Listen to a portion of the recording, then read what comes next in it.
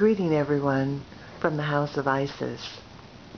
We're going to talk about living in miracle consciousness and why it's a ride or die situation. Why? Because we're coming to the end of a cycle. Some say 13,000 year cycle, some say 26,000 year cycle. But whatever, we're coming to the end of the world as we knew it. The world that supported our logical mind. And the world that is making its appearance now is the world of the unseen real. It's a spiritual based world. And so our true selves now have to emerge in order to access this new world. You know, I have a book on my shelf called The Goddess of the Unseen World, and it is a deep book. It is very good. In fact, I think that book is out of print. But let me give you a little bit of background about what time we're in now. About 11 years ago, it was May, it was 5/5/2000. There was some buzz going around in the news about 5/5/2000, and I wasn't picking up exactly what was supposed to be happening. I thought it might be some kind of cosmic event, so I called one of my girlfriends who was an astrologer. She dabbled with astrology, and asked her, well, what's all this about? And she said that 5/5/2000 wasn't really a date to be concerned with. The real date had already occurred a few months earlier, August 11th, 1999. And she said at that time there was a cardinal cross event in the sky. And the cardinal cross astrological signs are Leo, Aquarius, Scorpio, and Taurus. And Leo, the symbol for Leo is the lion. The symbol for Aquarius is the water bearer or man. And the symbol for Taurus was the bull or oxen. And the symbol for the eagle, for Scorpio, was the eagle in this case. Scorpio can also be a Scorpio. There's three things that Scorpio, there are three totems for Scorpio. The actual scorpion, an eagle, and my mind slips me for what the third one is. But anyway, these four things appeared in the sky. And this matches up to the book of Ezekiel, where it's talking about a whirlwind and something about seeing the face of a man, an ox, a lion, and an eagle. And this prophecy was supposed to signify the end of something and the beginning of something else.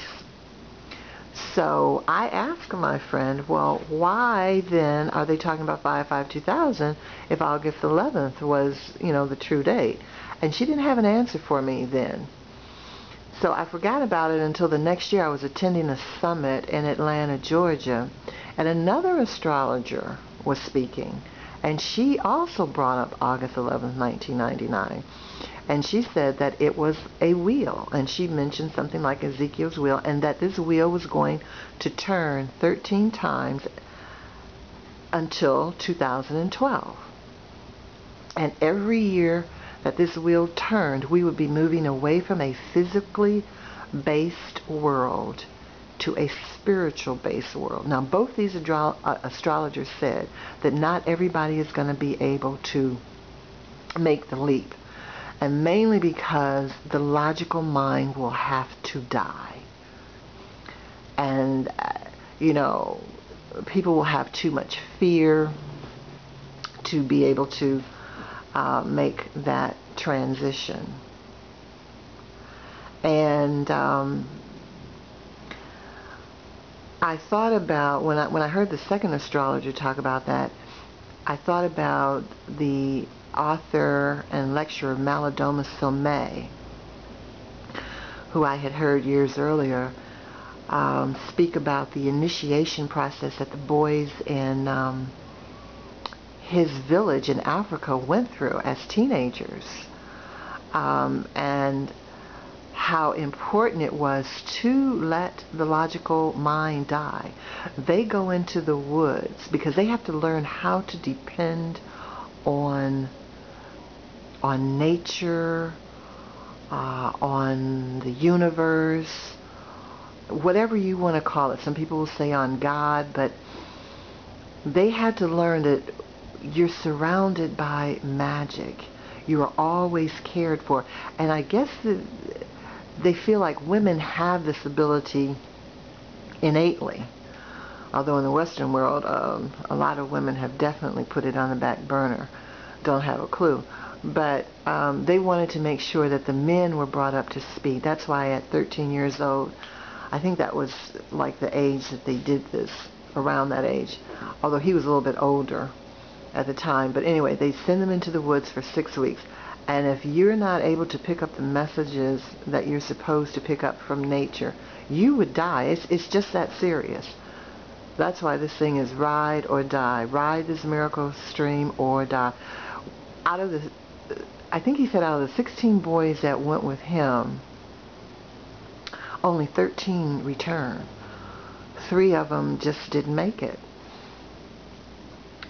So he's already gone through that initiation, as a lot of people in Africa probably have done, but the whole planet is going to have to go through it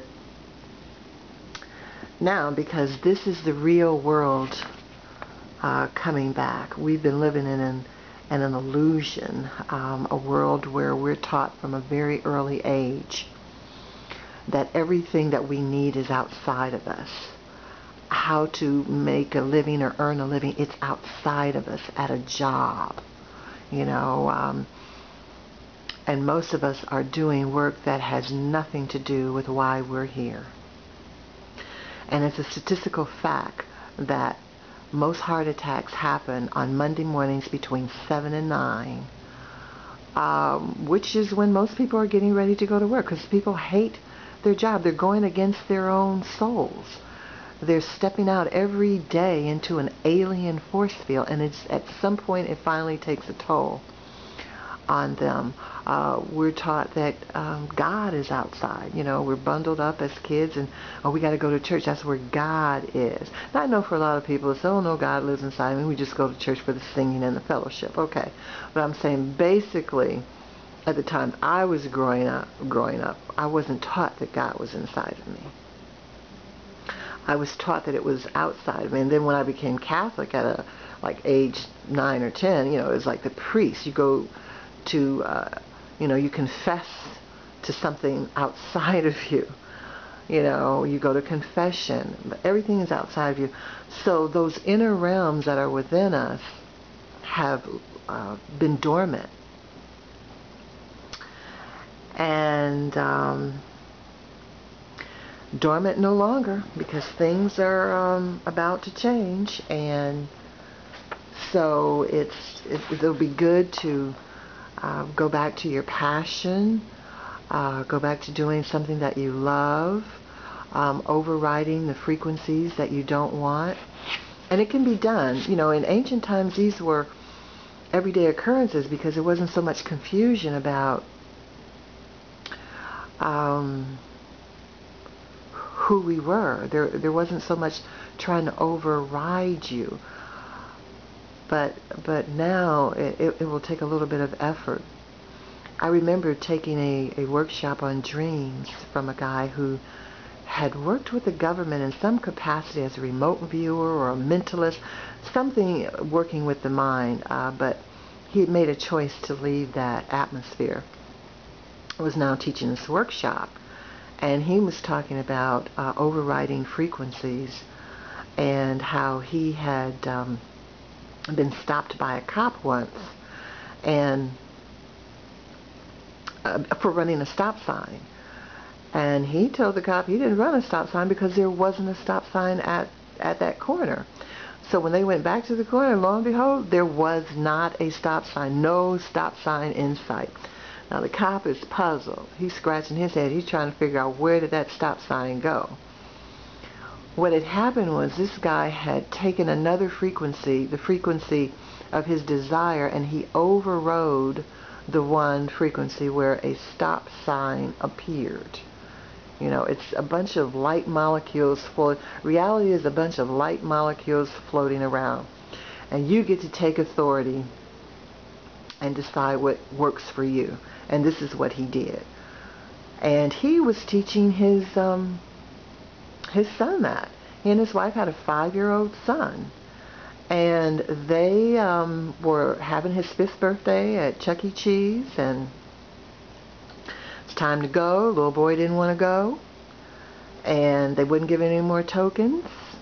And next thing they know, he was standing in front of that token machine, talking to it, waving his little hands, and tokens came out of the machine.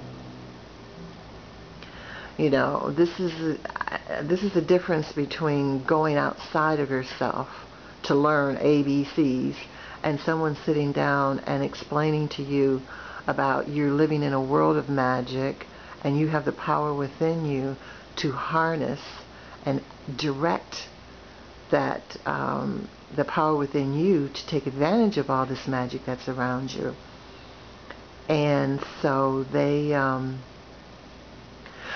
let me say this while I'm talking about children.